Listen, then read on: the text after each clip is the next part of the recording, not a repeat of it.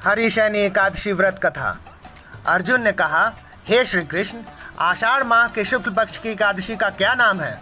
उस दिन किस देवता का पूजन होता है? उसका क्या विधान है? कृपा कर यह सब विस्तार पूर्वक बताएं। भगवान श्री कृष्ण ने कहा, हे धनुर्धर, एक बार नारद जी ने ब्रह्मा जी से यही प्रश्न पूछा था। तब ब्रह्मा जी ने कहा, नारद, तुमने कलयुग के प्राणी मात्र के उद्धार के लिए सबसे श्रेष्ठ प्रश्न पूछा है, क्योंकि एकादशी का व्रत सब व्रतों में उत्तम होता है। इसके व्रत से सभी पाप नष्ट हो जाते हैं। इसी एकादशी का नाम देवशयनी एकादशी भी है। यह व्रत करने से भगवान विष्णु प्रसन्न होते हैं। इस संबंध में मैं तुम्हें एक पौराणिक कथा सुनाता हूँ, ध्यान पूर्वक श्रवण करो। मानधाता नाम का एक सूर्यवंशी राजा था। वह सत्यवादी, महान तपस्वी और चक्रवर्ती था। वह अपनी प्रजा का पालन संतान की तरह किया करता था। उसकी सारी प्रजा धन्य धान्य से परिपूर्ण थी और सुखपूर्वक जीवन व्यापन कर रही थी। उसके राज में कभी अकाल नहीं पड़ता था, कभी किसी प्रकार की प्राकृतिक आपदा नहीं आती थी। परंतु न जाने उससे देव रुष्ट क्यों हो गए।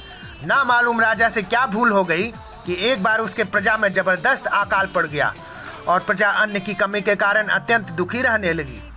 राज में यज्ञ होने बंद हो गए। अकाल से पीड़ित प्रजा एक दिन दुखी होकर राजा के पास जाकर प्रार्थना करने लगी, हे राजन, समस्त संसार की सृष्टि के मुख्य आधार वर्षा है। इसी वर्षा के अभाव से राज्य में अकाल पड़ गया है और अकाल से प्रजा मर रही है। हे भूपति, आप कोई ऐसा जतन कीजिए जिससे हम लोगों का कष्ट दूर हो सके। यदि जल्द ही अकाल से मुक्ति ना मिली तो विवश होकर प्रजा को किसी दूसरे राज्य में शरण लेनी पड़ेगी। प्रजाजनों की बात सुन राजा ने कहा, आप लोग सत्य कह रहे हैं। वर्षा ना होने से आप लोग बहुत दुखी हैं। राजा के पापों के कारण ही प्रजा को कष्ट भोगना पड़ता है। मैं बहुत सोच विचार कर रहा हूँ, फिर भी मुझे अपना कोई दोष दिखलाई नहीं दे रहा। आप लोगों की कष्ट को दूर करने के लिए मैं बहुत उपाय कर रहा हूँ, परंतु आप चिंतित ना हो, इसका कोई न कोई उपाय अवश्य ही निकालूंगा। राजा के वचनों को सुनकर प्रजाजन चली गई। राजा मानधाता भगवान की पूजा कर कुछ विशिष्ट व्यक्तियों को साथ लेकर वन को चला गया। वहाँ वह ऋषि मुनियों के आश्रम में घूमते घूमते अंत में ब्रह्मा जी के मानस पुत्र अंगिरा ऋषि के आश्रम पर जा पहुँचा। रथ से उतरकर राजा आश्रम में चला गया। वह ऋषि अभी नित्य कर्म से निवृत्त ही हुए थे कि राजा ने उनके सम्मुख पहुंचकर उन्हें प्रणाम किया। ऋषि ने राजा को आशीर्वाद दिया और पूछा, हे राजन, आप इस स्थान पर किस प्रयोजन से पधारे हैं, सो कहिए। राजा ने कहा, हे महर्षि, मेरे राज्य में 3 वर्ष से वर्षा नहीं हो रही है। इससे अकाल पड़ गया है और प्रजा कष्ट भोग रही है। राजा के पापों के प्रभाव से ही प्रजा को कष्ट मिलता है, ऐसे शास्त्रों में लिखा है।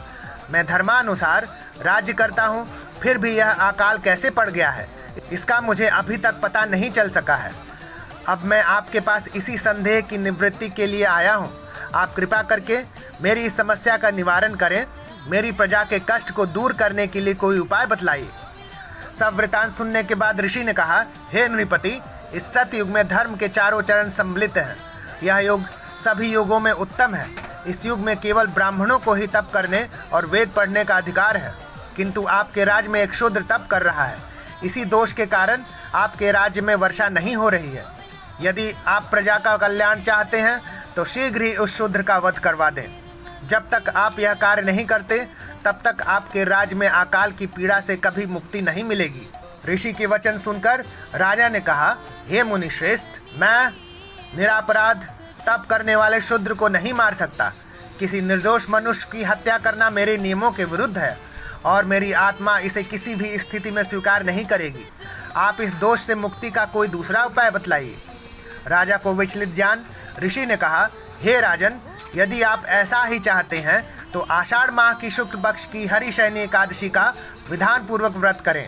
इस व्रत के प्रभाव से आपके राज्य में वर्षा होगी और प्रजा भी पूर्व की भांति सुखी हो जाएगी, क्योंकि इस एकादशी का व्रत सिद्धियों को देने वाला है और कष्टों से मुक्ति करने वाला है।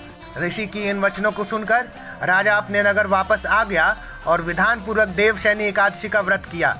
इस व्रत के प्रभाव से राज्य में अच्छी वर्षा हुई और प्रजा को अकाल से मुक्ति मिली।